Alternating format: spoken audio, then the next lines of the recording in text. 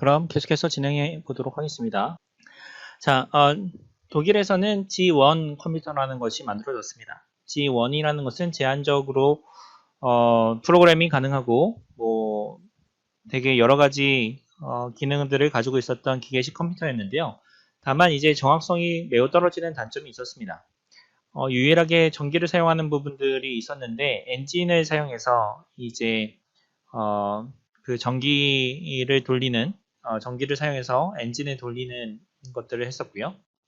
이 엔진이 클럭 제너레이터 라고 해서 1초에 한 번씩 뭔가 계산을 수행할 수 있도록 해줬습니다. 기본적인 구조는 거의 폰 노이만 아키텍처하고 비슷하게 만들어졌었는데요. 이 폰 노이만 아키텍처에 대해서 또 좀 자세히 설명해 보도록 하겠습니다.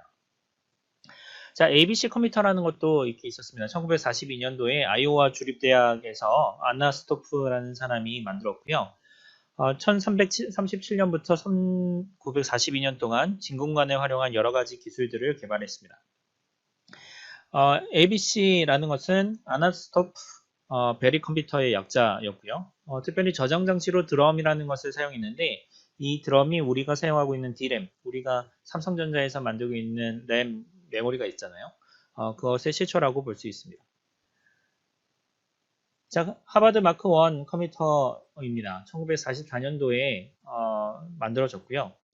자, 여기에서 이제 보통은 이야기할 때 이 그 IT 분야, ICT 분야에서 버그다라고 이야기하면 뭔가 프로그램이 잘못 동작하는 것을 이야기하는데 여기서는 진짜 기계적인 장치 안에 그 벌레가 들어가가지고 버그가 발생하게 됐습니다. 그래서 그때부터 이제 프로그램이 제대로 동작하지 않는 것을 버그라고 이야기하고 그 다음에 이 버그를 고치는 과정들을 디버깅이다 라는 개념이 만들어지게 됐습니다. 이게 1945년도입니다. 자, 애니악이라고 그 에커트하고 모클리가 1946년도에 애니악 컴퓨터를 만들었고요. 이 애니악 컴퓨터를 보시면은 30톤입니다. 무게 자체가 30톤이고 6,000개의 스위치랑 18,000개의 베큐um 튜브, 그러니까 진공관으로 구성되어 있고 그때 당시에 계산을 1시간 동안 한다고 했을 때 46만 7천 달러였으니까 1940년도 때 46만 7천 달러면 지금은 엄청난 거죠. 자, 이때 이제 보게 되면은 세계대전이 발발했습니다. 1차 세계대전부터 2차 세계대전 발발 이전까지인데 일반적으로 곡사포를 위한 그 파이어링 테이블을 계산하는 데 있어서 활용이 됐습니다. 이 파이어링 테이블이라는 것 자체는 곡사포가 포를 이렇게 쏘게 되면은 곡선을 그리면서 이렇게 떨어지는데 맷도로 표에다가 이제 각 도별로 어느 위치에 떨어지는지를 확인해서 파이어링 테이블을 만드는 거죠. 그러면은 내가 45도로 각도로 쏘면 어디에 떨어지는지 알 수 있게끔 해주는 겁니다. 뭐 이걸 할 때 보게 되면은 각도나 온도, 습도, 풍향에 따라서 영향을 받기 때문에 이것들을 계산하는 데 있어서 활용을 했습니다. 이 계산 과정 자체가 앞서서 설명했던 상미분 방정식의 조합으로 되어 있었고 이것을 손으로 계산하면은 며칠씩 걸리는 문제였어요. 그런데 이제 20분 만에 이제 해결하게 된 겁니다. 자, 이렇게 됐었는데 이제 그 2차 세계대전이 발발하게 됐고 이 전쟁 국면이 전 세계적으로 확대되면서 파이어링 테이블을 계산해야 되는 양이 방대해졌습니다. 일반적으로 3,000개 정도에 되는 파이어링 테이블을 구했어야 된다고 합니다. 그래서 펜실베니아 대학교 유니버시티 오브 펜실베니아의 모클리하고 그다음에 에커트가 진공관을 사용해서 애니악이라는 컴퓨터를 만들게 됐습니다. 이 애니악의 최초 설계 자체는 진공관 5,000개가 사용됐다고 하고 각 진공관은 3,000개, 3,000 시간 정도의 수명을 가지고 있었다고 합니다.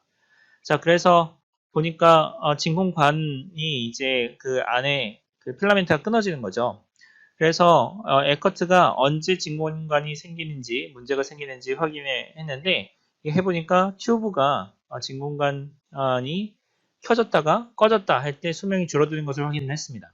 그래서 0에서 1로 바뀔 때 하는 것을 확인을 해서 그래서 지속적으로 전기를 줘서 이제 프로그램이 문제가 없도록 진공관 문제에서 그래서 우리가 보게 되면은 1V는 0으로 그 다음에 5V는 1로 그 연결을 해가지고 이 애니악을 만들었다고 합니다. 제가 지금 이걸 말씀드리는 이유는 우리는 분명히 0과 1을 사용해서 계산을 수행한다고 했는데 0은 존재하지 않는 거, 1은 존재하는 거, 그러면은 0은 전기가 들어오지 않는 거, 2는 전기가 들어오는 것으로 볼 수 있는데 우리가 실제 컴퓨터를 수행하면은 컴퓨터의 전원이 꺼졌다 켜졌다 하지는 않는 거잖아요. 기본적으로 전기는 계속 흐르고 있는 겁니다. 그래서 우리가 계산을 할 때 1V 되게 낮은 전압을 0으로 보고 5V를 1이라고 해서 계산을 하게 한 겁니다. 자, 그래서 우리는 실제로 컴퓨터 0과 1을 다루지만 실제 0V는 아니다라는 걸 얘기하고 싶어서 말씀드린 거고요. 또 여기서 보게 되면은 진공관이 문제가 되는지 확인했다 이렇게 얘기했잖아요. 튜브가 꺼졌다 켜졌다 수명이 줄어드는 것을 확인할 수 있었다 이렇게 했는데 우리가 사용하고 있는 전기 제품들도 빈번하게 껐다 켰다 하게 되면 수명이 줄어드는데 여기서도 동일하게 그 원리를 확인할 수가 있었습니다. 자, 그런 다음에 이렇게 해서 만들었던 이 그 컴퓨터를 보게 되면은 5,000개의 덧셈을 1초 만에 해결을 했대요. 그래서 이 5,000개의 덧셈을 1초 만에 해결한다라는 것 자체는 포탄이 타겟에 도착하기도 전에 포탄의 궤적을 계산할 수 있었다는 얘기고 그런데 이러한 이 애니악이 완성되었을 때는 전쟁이 이미 끝난 뒤였습니다. 자, 그래서 이 부분들이 이제 이렇게 전쟁 때 사용이 됐으니까 그 이후에는 어떻게 사용될 수 있는지 또 이렇게 봐야 되겠죠. 자, 그래서 이때는 여기 보면은 되게 수많은 케이블들이 있는데 이 케이블들을 이제 빼고 꼽고 하면서 이제 프로그래밍을 하게 되었습니다. 자, 에드박이라고 1949년도에 에커트하고 모클리가 만들었는데 이 모클리에서 이 두 사람이 이제 개발을 하면서 폰 노이만이라는 천재가 같이 참여하면서 프로그램이라는 개념을 이렇게 주게 되었습니다. 자, 그래서 이 부분에 있어서 폰 노이만이 참여하면서 애니악을 보고 참고해서 에드박이라는 것을 만들었는데 자, 이 에드박을 만드는 과정에서 폰 노이만이 월터 피츠라는 사람, 이 사람은 신경과학자입니다. 그 다음에 뇌의 논리 연산에 대해서 이론을 정립하고 싶었던 사람하고 같이 협업을 해서 요 작업을 하게 됐습니다. 그래서 폰 노이만 아키텍처라는 걸 만들게 됐는데요. 자, 보게 되면은 폰 노이만 아키텍처에서 맨 처음 강의에서 말씀드렸던 Central Processing Unit, 중앙 처리 장치가 있고요. 이 중앙 장치에는 컨트롤 유닛과 Arithmetic Logic 유닛이 있습니다. 산술 연산자, 그다음에 논리 연산자가 이렇게 있고요. 입력 장치, 출력 장치, 메모리 유닛 이렇게 있습니다. 그런데 이 부분들을 잘 생각해 보면 우리가 이름을 붙이잖아요. 앞에서 ABC 컴퓨터 이렇게 이야기할 때 저장 장치 이렇게 이야기하면서 드럼을 이야기했는데 이 폰 노이만 아키텍처에서는 되게 재밌게 메모리 유닛이라고 이렇게 이름을 붙여놨어요. 입력 장치와 출력 장치가 있고 메모리 유닛이 이렇게 있는데 이 메모리가 굉장히 재미있는 겁니다. 자, 요 부분에 있어서는 제가 그 설명을 좀 드리자면 자, 이 사람들은 이 아까 월터 피츠라는 사람이 같이 참여했다고 했었잖아요. 이 월터 피츠라는 사람은 신경과학자이면서 사람들이 어떻게 하면은 인공 생명체를 만들 수 있을까 이렇게 생각을 한 겁니다. 자, 인공 생명체를 만든다. 그러니까 사람과 같은 생명체를 만드는데 이 인공 생명체가 살 수 있는 공간을 만들고 싶은 거죠. 그게 이제 컴퓨팅 월드라고 볼 수가 있는데요. 자, 우리가 이렇게 보게 되면은 지금 보는 폰 노이만 아키텍처만 딱 보더라도 딱 사람이나 생명체하고 딱 맞지 않습니까? 입력 장치, 그러니까 손과 같은 곳이죠. 출력 장치, 보면은 입이나 아니면 발, 뭐 이런 게 될 수도 있을 거고요. 그 다음에 입력 장치 또 하게 되면 눈, 코, 입, 귀 또 이렇게도 될 수 있을 거고요. 자, 우리의 뇌에 대한 부분들 이렇게 보게 되면은 우리가 손과 발을 컨트롤 하잖아요. 제어할 수 있잖아요. 그래서 컨트롤 유닛이고, 자, 우리가 계산을 합니다. 참인지 거짓인지 분간할 수가 있습니다. 로직 유닛이 있으며. 이게 뇌라고 한다면 이게 메모리 유닛이 굉장히 재밌는 거예요. 자, 이 메모리 유닛 다르게 이름을 저장 장치라고 얘기할 수 있는데 이 메모리 유닛이라고 이름을 지은 거는 우리가 어떤 액션을 취한다 라는 거는 우리가 기억에 의존하고 있기 때문에 메모리라고 이야기하는 겁니다. 자, 우리가 보게 되면은 그 어렸을 때 그 불에 데인 경험이 있다라고 한다면 그 불에 데인 경험 때문에라도 불에 뜨거운 곳에 가까이 닿으면 아프다라는 걸 알게 되는 겁니다. 그런데 그게 없어지면 어떻게 되죠? 그 경험이 없으면 어떻게 되죠? 그거 모르고 이렇게 갖다가 또 손 대어서 그 경험이 생기게 되는 거죠.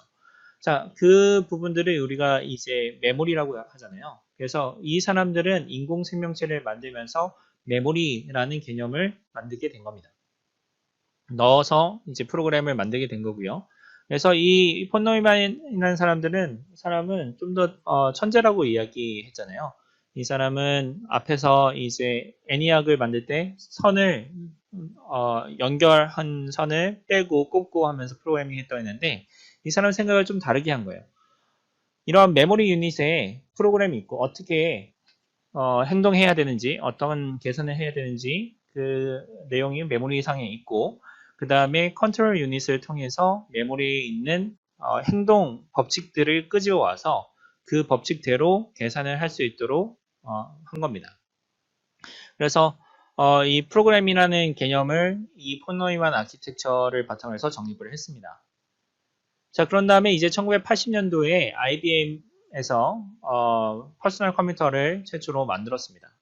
IBM 5150 이렇게 있고요. 그때 당시 1980년도 때의 당시에 가장 싼 컴퓨터로 이게 1,565달러고요. 지금은 엄청나죠. 1984년도에는 애플 컴퓨터, 애플에서 매킨토시 컴퓨터를 이렇게 만들었습니다. 그 다음에 뭐 애플의 역사를 보게 되면은 아직도 여기 2011년도까지밖에 정리가 안 돼 있는데 그 이후로 지금 엄청나게 또 발전돼서 진행되고 있죠. 자, 그래서 요약을 하자면 컴퓨터의 역사 이렇게 되면 하드웨어에 대한 것들을 이렇게 보게 되면 1950년도 때에는 트랜지스터라는 걸 통해서 진공관을 대체하게 됐습니다. 그래서 소형화할 수 있게끔 됐습니다. 1960년도 때는 이 트랜지스터를 더 집적해서 하나의 칩 안에 서킷, 회로를 만들어낼 수 있었습니다. 옛날에는 이런 트랜지스터를 조합을 해서 혹은 진공관을 조합을 해서 회로를 만들었다면 그 회로에 있는 내용들을 칩 안에다가 포함하게 됐고요. 1970년도에는 마이크로 프로세서라고 우리가 뭐 소위 사용하는 인텔 CPU, 뭐 AMD CPU 이런 게 들어오게 됐고 만들어지게 됐고 그 다음에 이제 이후에는 요즘에는 시스템 온 칩이라고 해서 어떤 커다란 시스템이 칩 안으로 들어오는 겁니다. 그래서 예전에는 상상하지 못했던 것들이 이제 만들어지게 됐는데요. 옛날에는 우리 그 핸드폰도 이렇게 보게 되면은 그 우리가 지금 현재 사용하고 있는 휴대폰, 스마트폰 생각해 보면 이 스마트폰을 옆으로 누이면은 자동으로 회전이 되잖아요. 이 안에 센서가 있는 겁니다. 그 MEMS 기반의 이 자이로미터가 있어서 이게 회전이 어느 위치로 회전되었는지를 감지해주는 시스템이고요. 자, 그렇게 했을 정도로 시스템이 어떤 하나의 탐지 시스템이 소형화돼서 칩으로 만들어져서 그게 컴퓨터 혹은 스마트폰으로 들어오게 되니까 우리가 현재 가지고 있는 스마트폰의 계산 능력이 이 1950년도, 60년도 때 나온 컴퓨터보다 훨씬 더 높은 커뮤니케이션 파워를 가지고 있게 되는 겁니다. 자, 그래서 하드웨어가 이렇게 발전하게 됐습니다. 그에 더불어서 이제 소프트웨어도 1947년부터 48년도까지 폰 노이만과 뭐 골드스타인, 그 다음에 그 프로그래밍이라는 개념 자체가 이때 또 만들어지게 됐습니다. 1949년도 캠브리지에서 에드삭이라고, 아까는 에드박이었죠.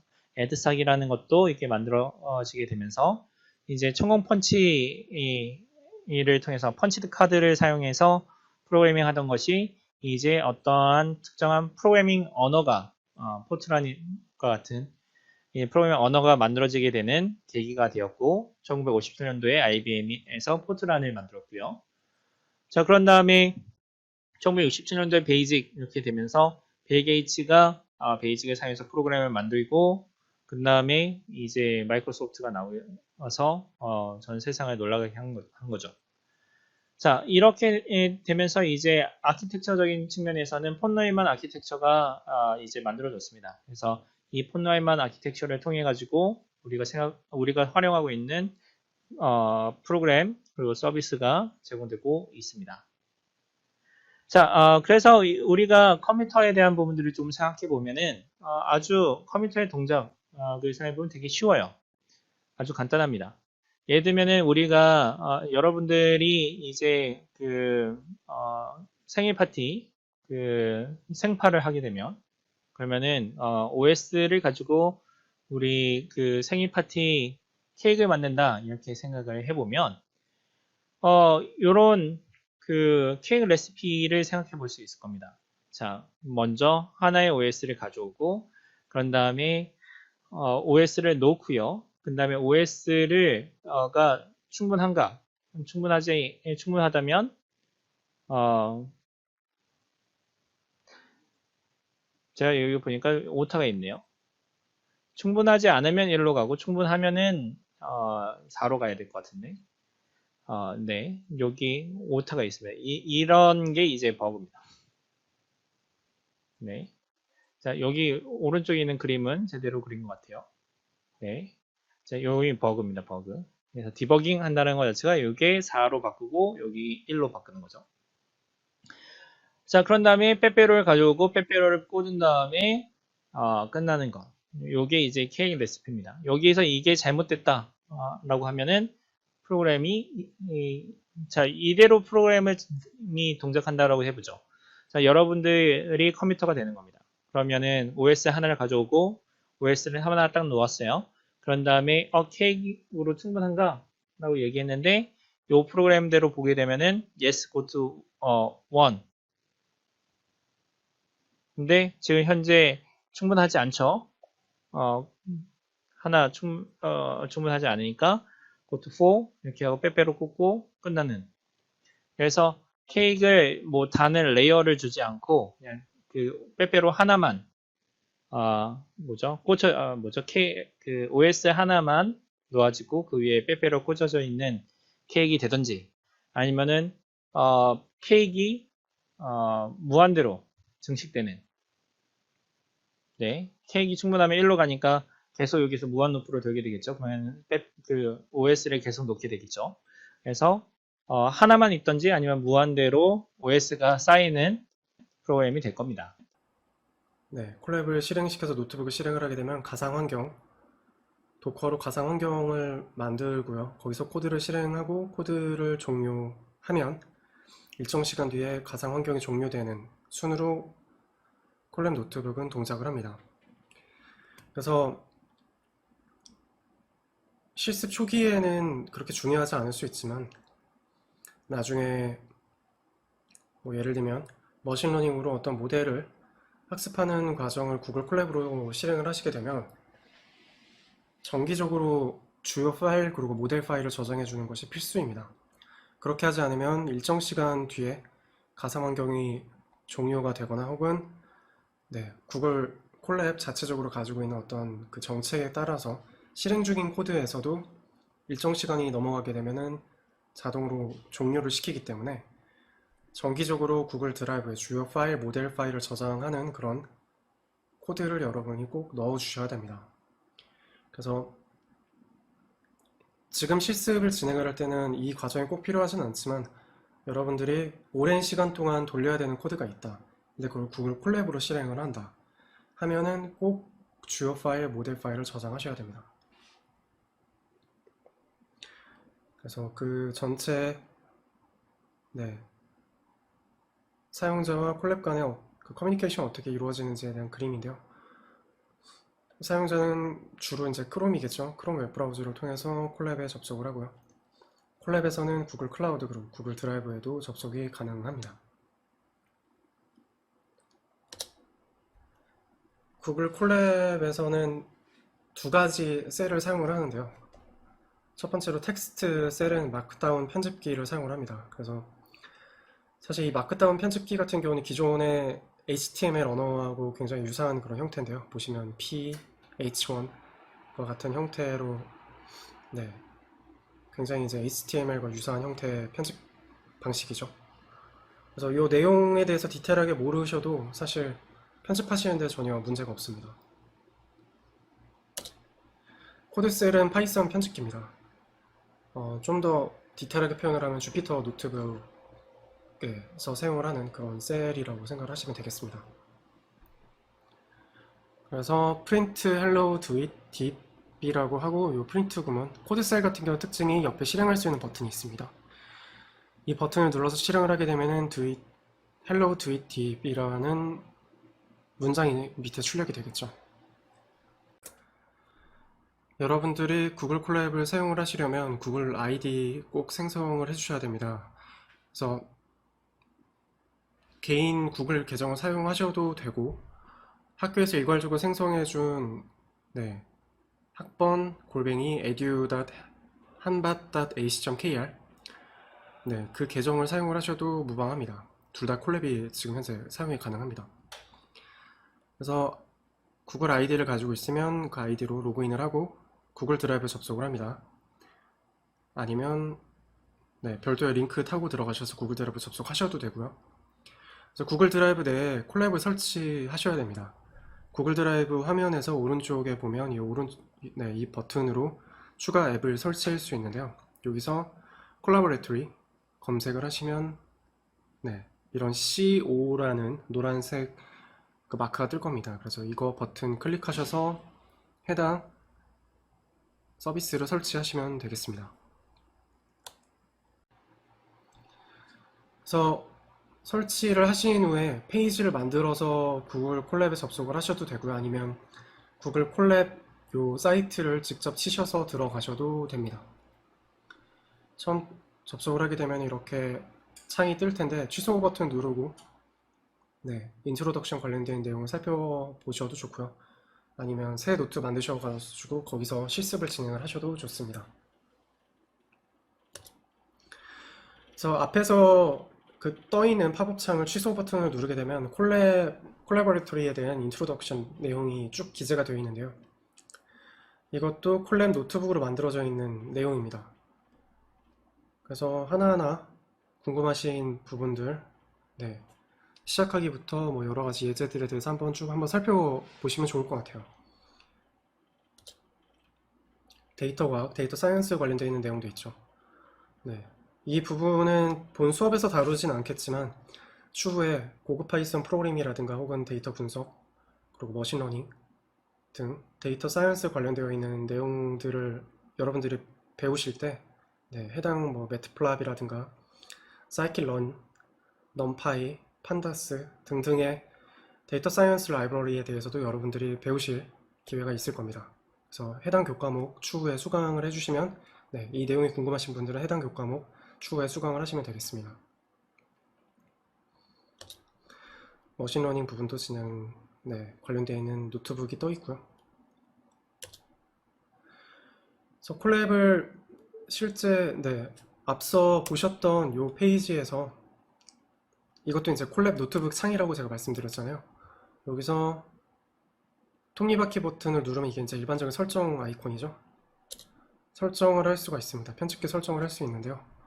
그래서 편집기 창 들어가셔서 아무래도 이제 코딩하고 그럴 때 좀 더 가독성을 높이기 위해서 지금 보시는 바와 같은 형태로 여러분들이 체크 버튼을 눌러주시게 되면 좋을 것 같아요. 그 밖에 뭐 기타 버튼에 여러 가지 좀 시각적인 효과를 주는 것들이 있는데 뭐 그 부분에 대해서도 궁금하신 분들 하나하나 클릭해서 실행을 해보시면 재밌을 것 같습니다.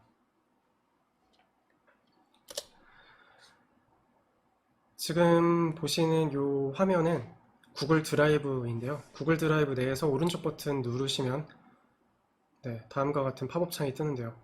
여기서 더 보기를 누르셔서 구글 콜라보레토리 노트북을 만드셔도 됩니다.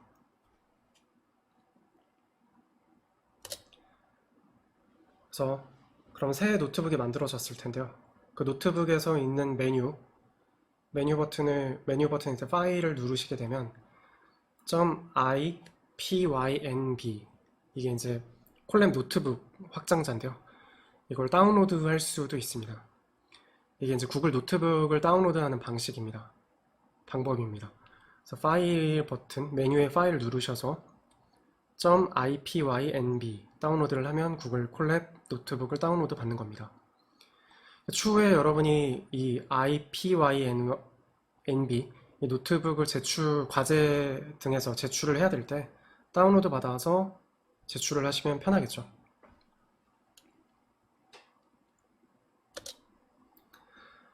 그 밖에 자주 사용하는 단축키 제가 한번 모아봤습니다. 네, 편집 모드로 들어가는 거는 엔터 누르면 되고요. 해당 셀 내용을 벗어나려면 ESC, 선택한 셀에서 실행하고 포커스를 거기에 둘 때는 컨트롤 엔터. 제가 많이 사용하는 건 선택한 셀 실행 후 다음 셀로 이동, 시프트 엔터. 이렇게 되면 다음 셀로 이동을 해서 그 셀에서 바로 또 편집을 할 수 있겠죠.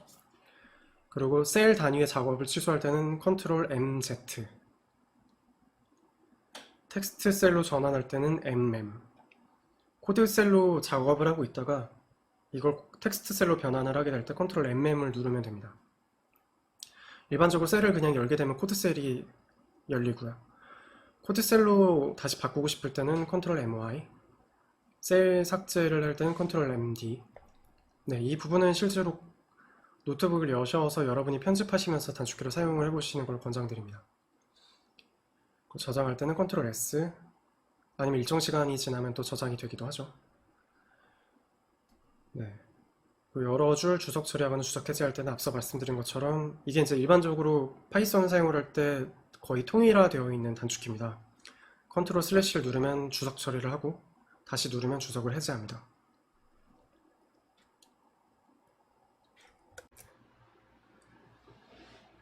네, 구글 콜랩 사용법에 대해서 살펴보겠습니다.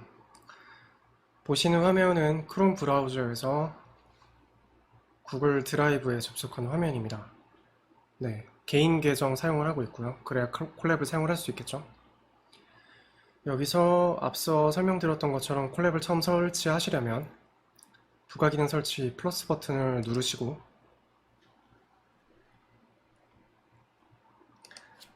콜랩을 한번 검색을 합니다. 콜라보레토리가 뜨죠? 네, 저는 현재 설치가 되어 있다고 나와 있는데 요거 설치를 하지 않은 상태에서는 설치 버튼을 누르면 됩니다. 그렇게 설치를 하고 나면 거기서 네, 바로 더보기를 통해서 콜라보레토리 노트북을 만드실 수도 있고요. 아니면 구글 콜랩 사이트를 직접 접속하셔서 만드셔도 됩니다. 그래서 콜랩 설정을 하시고 나서 네, 콜랩 설치하시고 나서 콜랩 노트북스라는 폴더가 자동으로 생성이 될 텐데요. 거기서 임의로 파일을 하나 만들어서 실행을 해보려고 하는데 뜨지가 않네요. 네.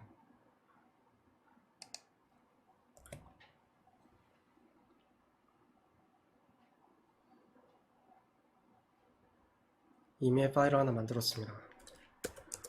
여기서 지금 처음 보여지는 이 셀이 코드 셀입니다. 실행할 수 있는 셀이죠. 임의로 코드를 한번 만들어 볼게요. 지금 컨트롤 S 눌러서 저장을 했고요. 프린트 헬로우 월드. 아까 실행할 때 어떻게 한다 그랬죠? 컨트롤 엔터를 하면 포커스가 그대로 있는 상태에서 실행을 하고요.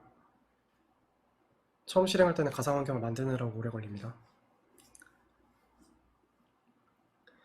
Shift 엔터를 누르면 실행시키고 다음 셀로 포커싱이 이동을 합니다. 여기서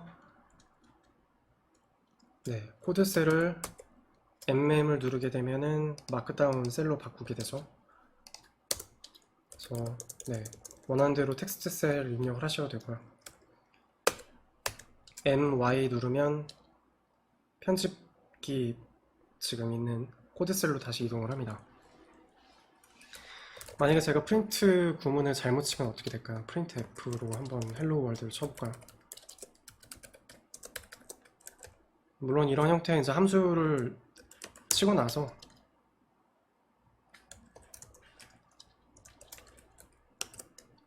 가만히 있으면 이렇게 함수에 대한 그런 설명들이 나옵니다. 이 내용들을 나는 굳이 보고 싶지 않다 그럼 바로 그냥 ESC 눌러서 꺼버리면 되죠.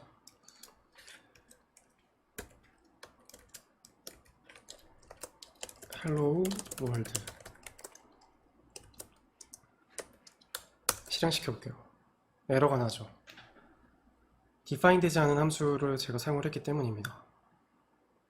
내장되어 있는 print 함수를 써야 되는데 printf 미리 정의되지 않은 함수를 썼기 때문에 에러가 발생을 하는 거죠. 그래서 여러분이 이렇게 실행을 했을 때 내용을 잘 모르겠다 하면은 친절하게 여기 이렇게 서치 스택 오버플로우라고 되어 있는데 이거 버튼 누르시면 됩니다. 그러면 이 에러 구문을 그대로 구글 링을 해줍니다.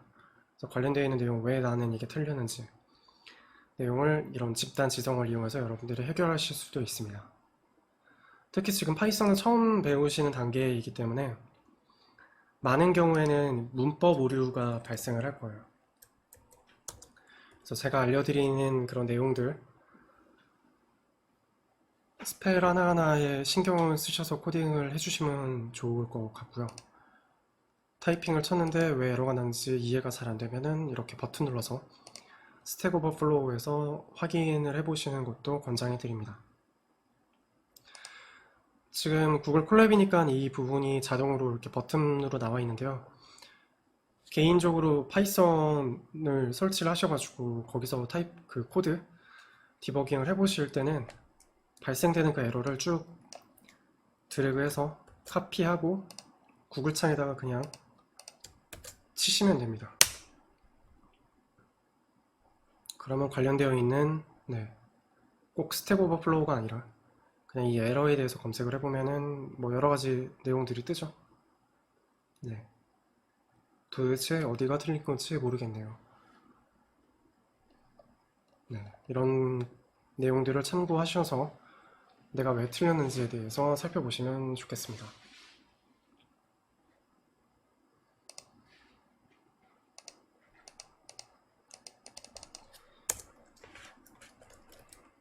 주석도 한번 만들어 볼까요?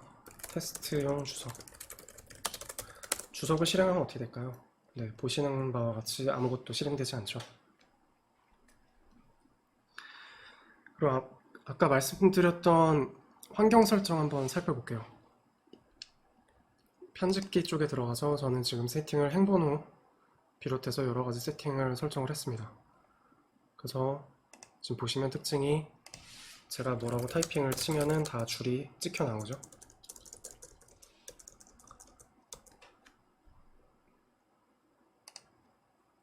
그리고 콜랩 프로는 GPU를 사용하는 것에 대한 내용인데요.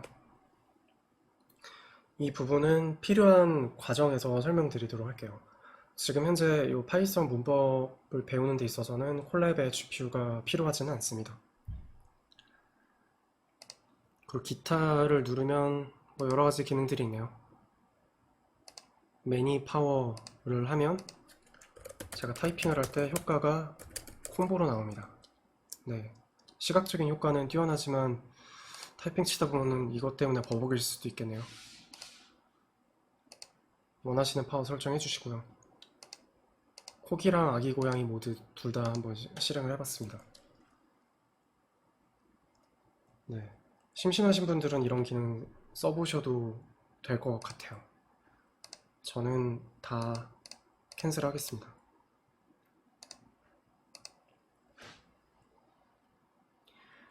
이렇게 만든 파이썬 노트북을 나중에 이제 과제물 제출을 하실 때 이 IPYNB iPython 노트북이라는 요거를 제출을 하셔야 되는데요. 그때는 파일 눌러서 밑으로 내려가시면은 네, 다운로드 있죠? 아이파이썬 노트북 다운로드. 이 버튼 누르시면 자동으로 만들어지는 거 보이시죠? 이걸 이제 나중에 이제 과제물 제출하실 때 파일명 바꾸셔서 제출을 하시면 됩니다. 간단하죠? 이렇게 구글 콜랩 노트북 사용하는 방법에 대해서 가볍게 살펴보았습니다. 코드셀이나 텍스트셀을 만들 때 이렇게 버튼을 눌러서 만드셔도 돼요. 근데 저 같은 경우 그냥 Shift 엔터를 해서 만드는 게 편하더라고요. 바로 다음 셀로 넘어가니까요. 그래서 여기서 MM으로 누르면 텍스트셀로 변하니까 여기서 치면 되고요. 편하신 방법 사용하시면 되겠습니다. 셀 삭제할 때는 단축키 누르셔도 되고 아니면 그 셀이 포커싱 되어 있는 상태에서 휴지통 누르면 지워집니다. 순서를 바꿀 수도 있고요. 이런 다양한 기능들은 여러분들이 직접 써보면서 경험해 보시면 좋을 것 같습니다.